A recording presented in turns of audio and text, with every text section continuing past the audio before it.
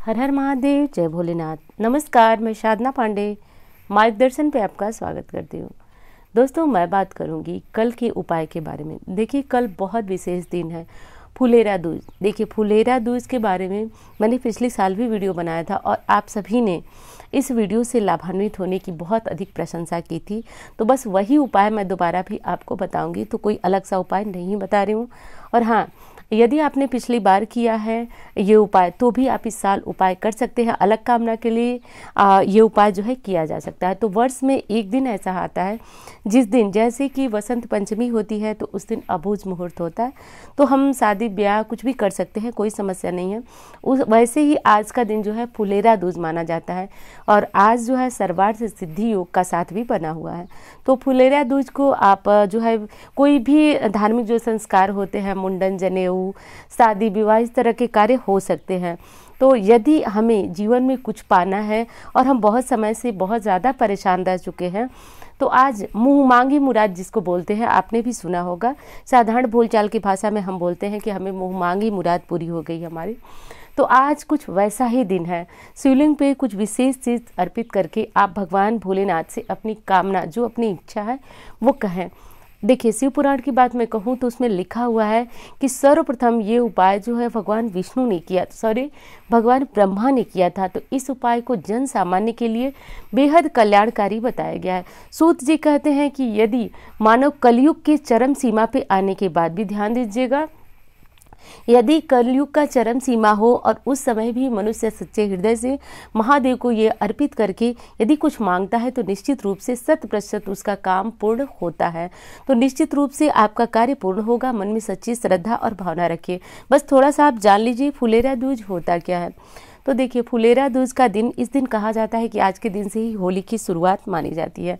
पौराणिक मान्यता ऐसी है कि आज के दिन भगवान श्री कृष्ण ने गोपियों के साथ फूलों की होली खेली थी, राधा के साथ फूलों की होली खेली थी। तो आज के दिन जो है वह ब्रिज में बहुत हद तक लोग भगवान भोलेनाथ के साथ, भगवान श्री कृष्ण के साथ फूलों की होली खेलते हैं। तो ये पर्व आज भी इसका निर्वाह होता है। भगवान श्री कृष्ण के साथ, राधा रानी के साथ आज के दिन फूलों की होली खेली जाती है।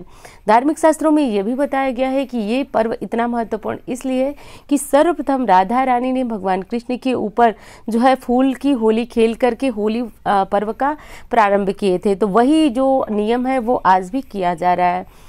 तो ये थी फुलेरा दूज के बारे में थोड़ी सी जानकारी। और अब आप जानेंगे कि महादेव की पूजा आराधना कैसे करनी है। तो देखिए, कल तो शुक्रवार है, लेकिन हर बार मैं बताती हूँ कि वार से बड़ा कोई त्यौहार होता है, कोई पर्व होता है। तो आज सुबह से ही सर्वार्थ सिद्धि योग बना हुआ है। वैसे तो फुलेरा दूज का जो पर्व है वो 3 तारीख यानी कि गुरुवार से ही प्रारंभ हो रहा है, लेकिन हम जो है उदया तिथि को मानते हैं।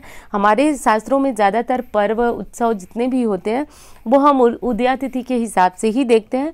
तो इस फुलेरा दूज का पर्व जो है 4 तारीख यानी कि कल शुक्रवार को मनाया जाएगा। तो 4 तारीख जो है शुक्रवार का दिन है। और हाँ, एक चीज़ और बता दूं कि जिन लोगों ने ये प्रश्न किया था कि वो वैभव लक्ष्मी का व्रत शुरू कर सकते हैं, तो बिल्कुल शुरू कर सकते हैं। कल बहुत अच्छा शुभ संयोग है। एक तो फुलेरा दूज का दिन है, जिस दिन आप कोई भी कार्य करें तो आपको उसमें घाटा नुकसान नहीं जाता है। कोई दुकान वगैरह डालना चाहे तो कल के दिन ये शुरुआत कर सकते हैं। बच्चों की मुंडन वगैरह कराना है तो करा सकते हैं, क्योंकि ये ऐसा मुहूर्त है जिस दिन हमें अपना पंचांग देखने की बिल्कुल भी आवश्यकता नहीं होती है, हम कर सकते हैं। तो कल जो लोग वैभव लक्ष्मी का व्रत प्रारंभ करना चाहते हैं कर सकते हैं, कोई समस्या नहीं, बल्कि और अच्छा बहुत शुभ दिन है, तो ये काम आप कर लें। दूसरी चीज़ है दोस्तों कि कल सुबह जो है, या फिर आप शाम को, या फिर आप प्रदोष काल में कभी भी ये उपाय कर सकते हैं। तो जो लोग सुबह मंदिर जाते हैं सुबह भी कर सकते हैं, शाम को भी कर सकते हैं। तो ये काम आप कभी भी कर लें। और दोस्तों, हम मानव जीवन में बहुत ज़्यादा परेशान रहते हैं, कोई ना कोई हमारा काम जो है अटका रहता है, हम परेशान रहते हैं। तो यदि मन में कुछ भी आपकी इच्छा है तो एक काम कर डालिए, आप कहीं ना कहीं से आप धतूरा ढूंढ लीजिए। कहीं नहीं मिलेगा तो जो माली हैं, जो फूल वगैरह बेचते हैं, आप उनसे आज ही बोल दीजिए। देखिए, वीडियो मैं पहले इसलिए दे रही हूँ कि आपको जानकारी मिल सके, शाम से पहले आप उसका इंतज़ाम कर सके।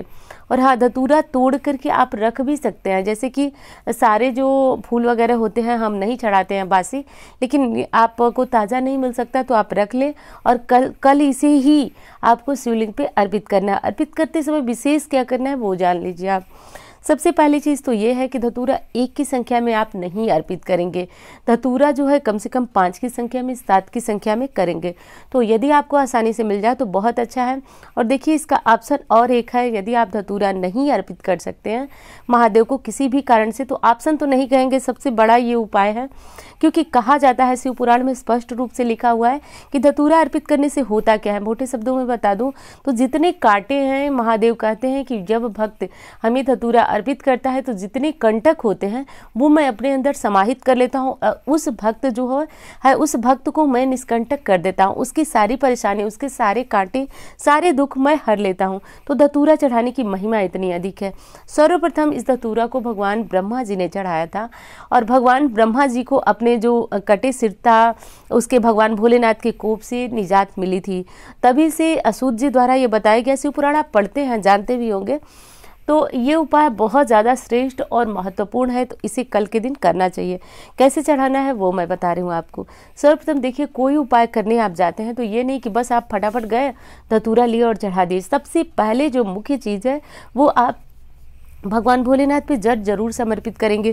शाम के टाइम पूजा कर रहे हैं या सुबह करें, सुबह करें तो कोई ज़रूरी नहीं है, शाम को करें तो एक दीपक जरूर लेकर के जाइए मंदिर, और जो पूजा के विधि विधान है वो सब कर लीजिए। उसके बाद जो करना है उस पर थोड़ा सा ध्यान दीजिए। आप धतूरा हाथों में ले लीजिए, छोटे बड़े जो भी मिल सके आपको, हाथों में लेकर के और अपनी बात जो है वो कहिए।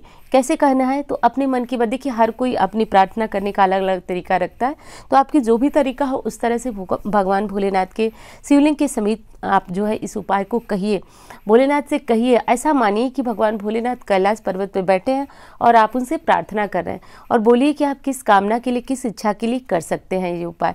देखिए लड़कियां जो है मनचाहे विवाह के लिए कर सकती हैं, बच्चियों के विवाह में या फिर बच्चों के विवाह में लेट हो रहा है तो ये उपाय कर सकते हैं। और जो लोग, बहुत ज़्यादा प्रश्न इस बात पे भी आ रहा है कि नशा मुक्ति के लिए क्या किया जाए, तो आज का दिन बहुत विशेष है। आप भी भगवान भोलेनाथ को धतूरा चढ़ाइए। यदि आपके परिवार को कोई नशा से बचाने वाला है तो वो है देवादिदेव महादेव, क्योंकि अन्य आपको कोई भी उपाय असर नहीं करेगा, क्योंकि महादेव जो है वही मति को सही कर सकते हैं। निश्चित रूप से भगवान भोलेनाथ जो है शुद्ध मति देंगे तो आपके परिवार को इस नशे से मुक्ति मिलेगी। तो मैं बात कर रही थी कि आपको जो है वो अपने मन की बात कहनी है, उसके बाद धतूरा समर्पित करना है। धतूरा शिवलिंग पे समर्पित कर दीजिए, और निश्चित है कि वो भी गोल होता है, तो कुछ गिर भी जाए तो आप परेशान ना हो। आप जो है बस समर्पित करें, उससे जो है शिवलिंग से स्पर्श भी आपका धतूरा हो गया, फिर नीचे गिर गया तो कोई समस्या नहीं है।